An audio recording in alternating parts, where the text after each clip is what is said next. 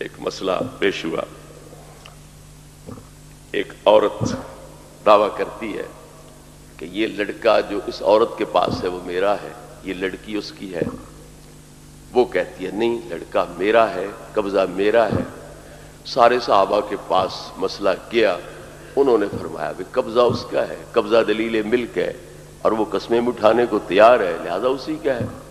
مولا مرتضیٰ شیر خدا رضی اللہ تعالیٰ عنہ کے پاس یہ مسئلہ پیش ہوا.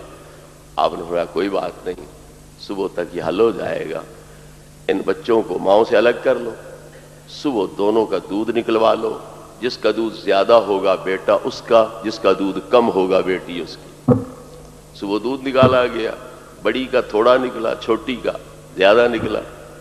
حضرت علی مرتضیٰ شیر خدا رضی اللہ عنہ نے وہ جو چھوٹی تھی لڑکا اسے دلا دیا، کیونکہ وہ پہلی مرتبہ بچے کو جنم دے رہی تھی، دوسری پرانی عادی تھی.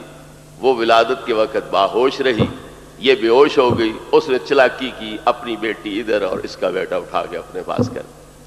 تو جب دودھ نکلایا گیا تو بڑی کا تھوڑا نکلا، چھوٹی کا زیادہ نکلا. حضرت علی رضی اللہ تعالیٰ عنہ نے لڑکا چھوٹی کو دے دیا، لڑکی بڑی کو دے دی. صحابہ نے پوچھا اس فیصلے کی بنیاد کیا ہے؟ مولا مرتضیٰ نے فرمایا قرآن. کہا قرآن میں تو کوئی ایسی آیت کوئی نہیں.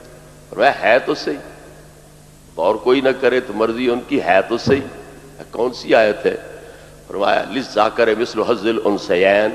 اللہ فرماتا ہے کہ مذکر کے لیے مؤنث کی نسبت دگنا حصہ ہے، بیٹے کے لیے بیٹی کی نسبت دگنا حصہ ہے. تو مرے ہوئے کی وراثت سے دگنا دلاتا ہے تو پیدا ہوتے دگنا کوئی نہیں دیتا.